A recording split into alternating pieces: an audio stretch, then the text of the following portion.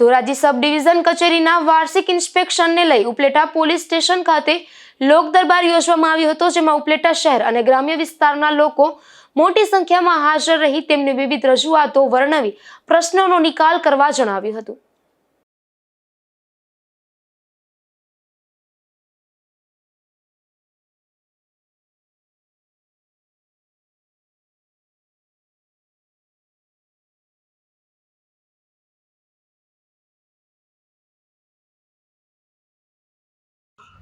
આજરોજ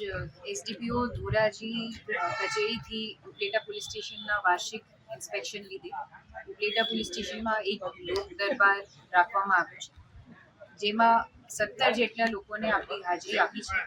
અને એમાં જુદા જુદા પ્રશ્નો ઉપલેટા ટાઉનના અને ગામડાઓમાં ડિસ્કસ થયા છે,